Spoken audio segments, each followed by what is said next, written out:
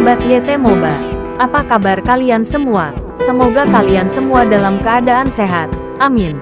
Sebelum melanjutkan ke ceritanya, jangan lupa tinggalkan like, komen, dan subscribe. Karena dengan like dan komentar kalian, yang semakin membuat admin semangat mengupload lanjutan ceritanya.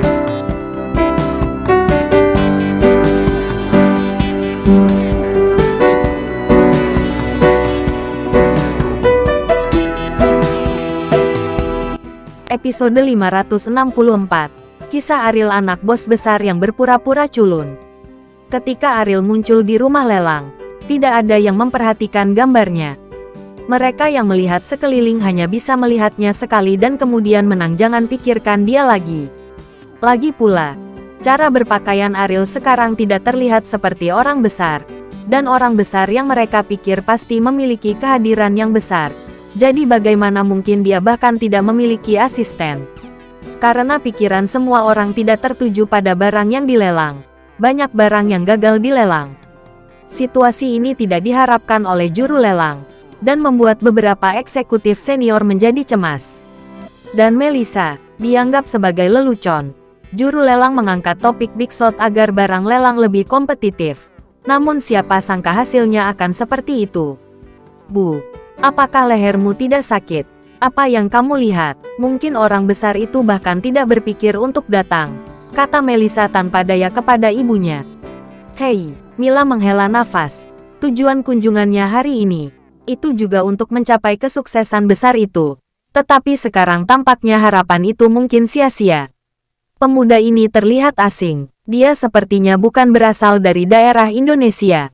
Mungkinkah dia orang yang hebat? Pada saat ini, ayah Melissa melihat Ariel dan tidak bisa menahan diri untuk berkata dengan ragu. Mila langsung menggelengkan kepalanya, menyangkal kemungkinan ini. Dia berkata, lihatlah tokoh besar keluarga mana yang muncul sendirian, bahkan tanpa pengawal atau asisten. Prasetyo mengangguk setuju dan berkata, itulah kebenarannya. Tetapi orang ini cukup tampan dan memiliki temperamen yang luar biasa. Melissa tidak tertarik pada pria manapun selain Ariel.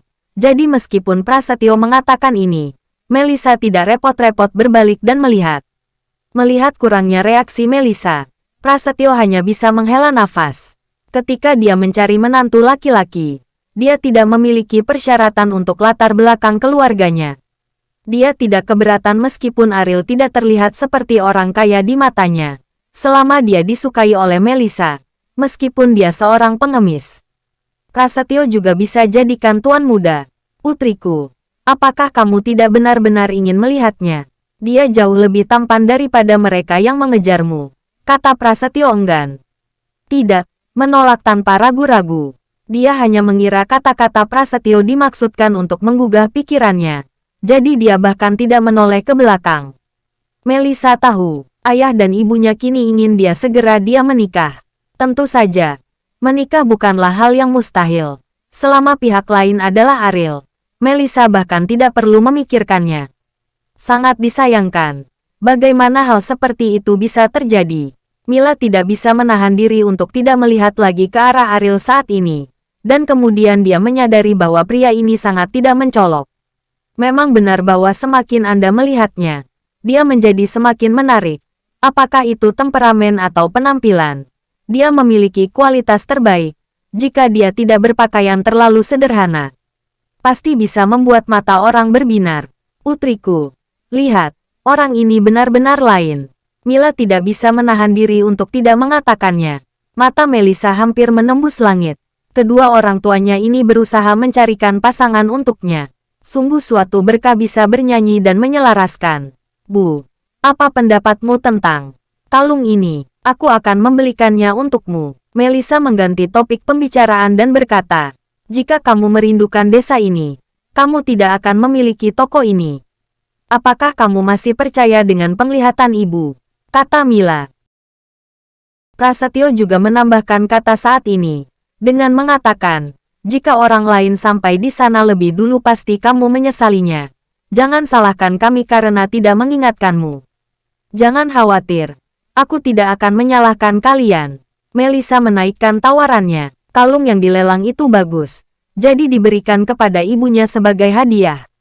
Mila dan Prasetyo saling memandang tanpa daya dan menghela nafas pada saat yang sama. Mereka berdua tahu di dalam hati, Melissa sedang memikirkan seseorang. Itu sebabnya dia tidak menganggap serius pria lain. Dan menurut tebakan Prasetyo, Melissa mungkin jatuh cinta dengan orang yang bekerja dengannya di Bandung. Tetapi orang itu sudah memiliki latar belakang keluarga. Saat ini, wanita lain sudah berjalan menuju Ariel, mengambil langkah kucing. Seolah-olah mereka jelas ingin merayu Ariel, gadis pirang, dengan sosok seksi. Ketika dia duduk di sebelah Ariel, sebuah aroma datang ke tubuhnya, hidung, dan parfum ini jelas memiliki daya tarik tersendiri bagi pria. Bahkan Ariel tidak bisa menahan nafas dalam-dalam. Orang hebat sepertimu, apakah kamu selalu keluar sendirian? Bukankah itu terlalu sederhana? Si pirang berkata dengan lembut kepada Ariel. Ariel melihat dirinya dari atas ke bawah dan berkata, "Aku berpakaian sangat sederhana. Apakah kamu mengatakan bahwa aku adalah orang yang hebat?" Hei, Ariel menghela nafas dan berkata, "Sejujurnya, penjaga keamanan di sini adalah kerabatku. Jadi aku bisa menyelinap masuk. Sebenarnya, aku tidak punya uang dan hanya datang untuk ikut bersenang-senang." Si pirang mendengar kata-kata ini, ekspresinya langsung berubah.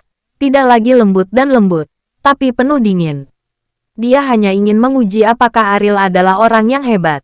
Jika ya, dia akan mendapat untung. Bahkan jika bukan, dia tidak akan kehilangan apapun.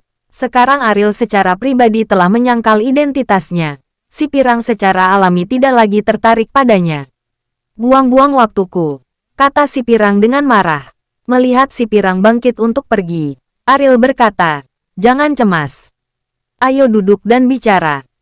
Si pirang mendengus dingin dan berkata, "Apa gunanya berkomunikasi dengan pria malang sepertimu? Waktuku sangat berharga.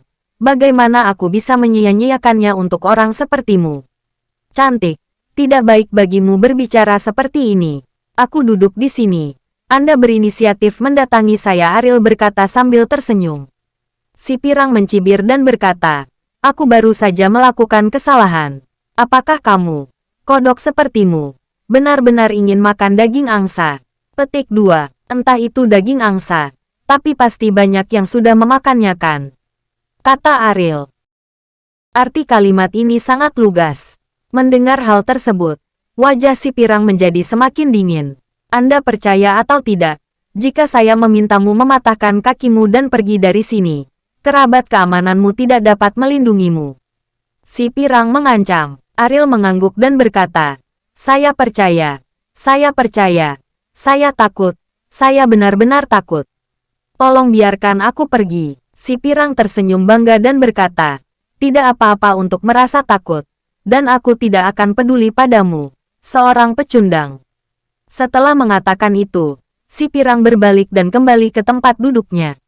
Ariel menggaruk kepalanya. Tidak ada yang menarik baginya dalam lelang saat ini.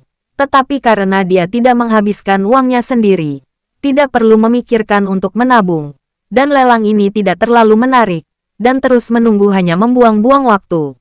Ariel berdiri dan berkata dengan lantang, "Maaf, bisakah barang-barang yang Anda miliki di sini dikemas?" Juru lelang di atas panggung memandang Ariel dengan tatapan bingung.